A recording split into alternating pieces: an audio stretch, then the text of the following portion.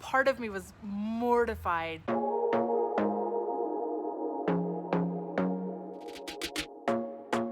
Getting to know the locals is always the most fascinating part of knowing any town. I was really fortunate in Merida to very quickly connect with a lot of the locals, and I hope to make some of those similar friendships here. So recently, Alex and I took a cooking class with an organization called Steps in San Cristobal, and I just wanted to talk about it because it was a really unique experience. So let's talk about the class first. We're going to a cooking class. Hola. Hola. Is it okay if I video? Oh, dicen que sí, está bien si le hacen video. Sí, por supuesto. Perfect.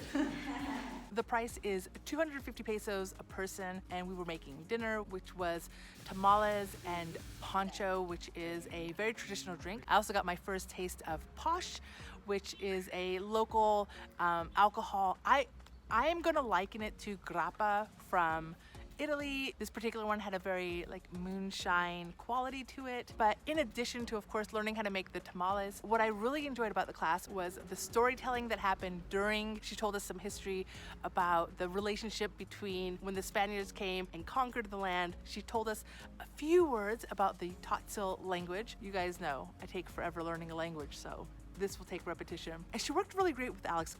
This was the first time I've observed Alex wanting to do all of the cooking activities. He wanted to do a little bit of everything, and this was a class that really allowed him to do it. So that was, just from a mom level, super awesome. Very patient teacher, allowing Alex the time he needed to create the tamales, as well as in cutting everything up and dealing with the fire. Es interesante que en Estados Unidos el maíz es también muy importante. Put it here, there you go. That's it. Take me on a treasure hunt. Nuestro maíz. I long for something new. Have you heard the fairies when they Estas sing and tortillerías dance? grandes. Es tortillería. Oh, I wish it was me. ¿Le gusta? Do you like Every night. No. Close my Okay. eyes, see. Beauty lives in me. I know I don't yet know it, so I trust you when you say. She had Alex actually put together the grinder, which was a really neat puzzle for him to figure out. Entonces vamos a conocer nuestro molino de mar. It's a puzzle. Más o menos, pero no. Not really, but okay. Muy bien. Okay. Ok, necesitamos algo para.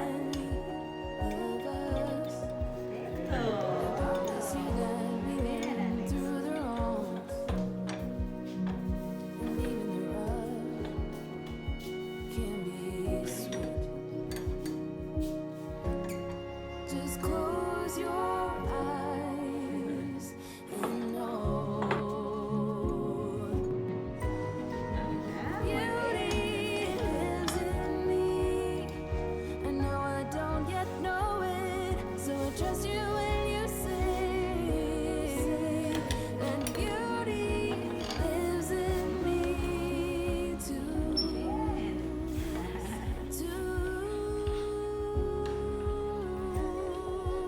Sí, en todas las casas It's gonna take existe some time to get there.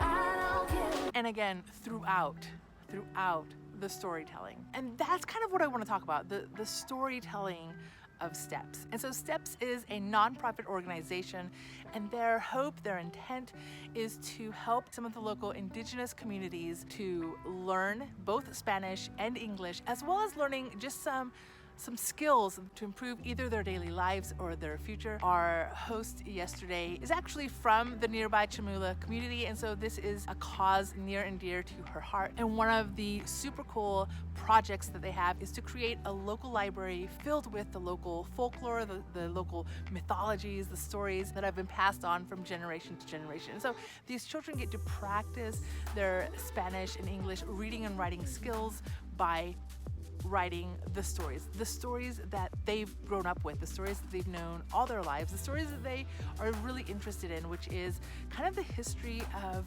the Chiapas region, maybe a little bit of history for Mexico as a whole. STEPS is just one of many, nonprofit organizations that exist throughout the Chiapas. To enjoy some of the specific stories that they tell during Story Hour, you're gonna have to come down and listen to these stories yourself. They do this every single day at 3 p.m. The storytelling is donation-based, and I think when coming to a new location, when figuring out the area, getting to know the locals, getting involved, even just a little bit in a nonprofit organization is kind of a great way to get to know the city and the region and how different communities within a region is working together to ultimately improve their lives. And so I just wanted to share a moment of our week where Alex and I really got to learn a lot more about San Cristobal. I think on a surface level, San Cristobal is a touristy place. We have so much here that I can't wait to share more of.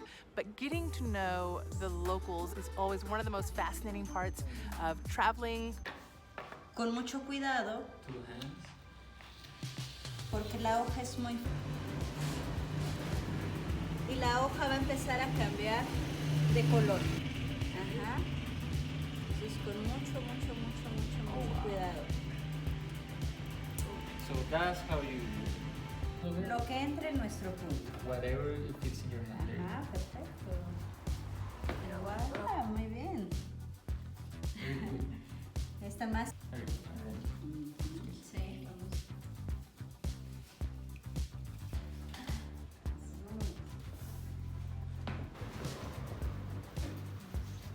That's practical. So, how do here? Ajá. edge. Vamos a doblar.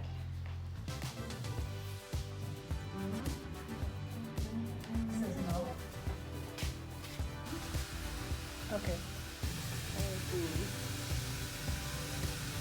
Entonces estos tamales, A little bit mirad. that you drink it in Christmas. La salsa ahora.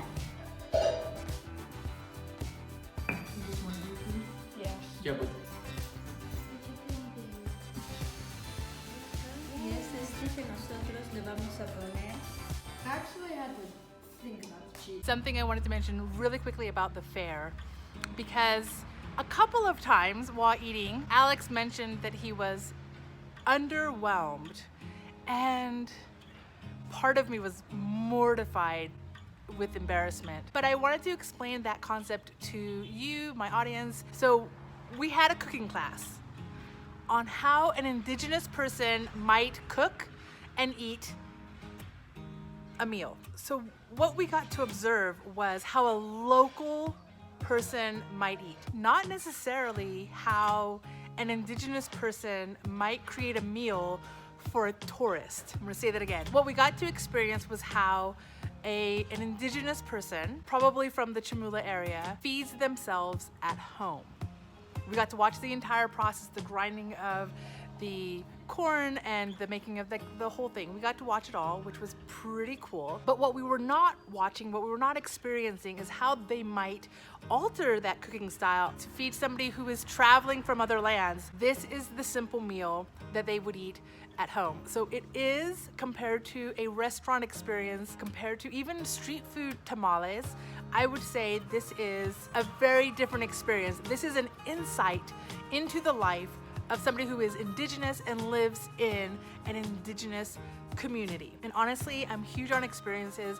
This makes me want to know so much more about the community. It makes me want to learn more about the daily life of a family, of a child, of a person in these indigenous locations. And so I just wanted to throw that out. There are cooking classes throughout San Cristobal and Mexico that I think really cater to the expat, that really cater to the tourist, that cater to the palate of somebody who has traveled the world. And this may not be the cooking class experience for that. This is as if you traveled to an indigenous community and you had supper with them. You ate what they would normally eat. And so it may not rival maybe the types of foods that you're looking forward to when coming to Mexico. So I just wanted to mention that whenever you participate in a STEPS event or activity, it's the indigenous glimpse that you're getting. It's the indigenous community feel that you're getting, which I think is well worth your time. The attention Alex got during the process made everything worth it for him. Like afterwards, even though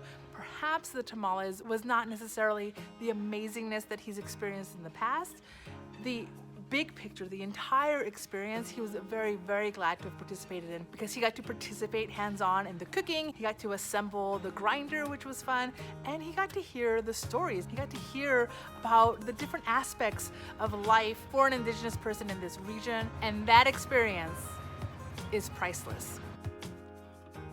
In my next video, I'm gonna talk about some of the things I was actually afraid of when coming to San Cristobal. It's why instead of coming to San Cris, I ended up going to Merida. It just felt really overwhelming at the time, and how I feel about it now that I am here in San Cris. In an upcoming video, we're gonna talk about how to build a community in a location where you feel like maybe there isn't already an established community for you to kind of snuggle into, but I'll give you a hint: where there are people, there's always a community to tap into.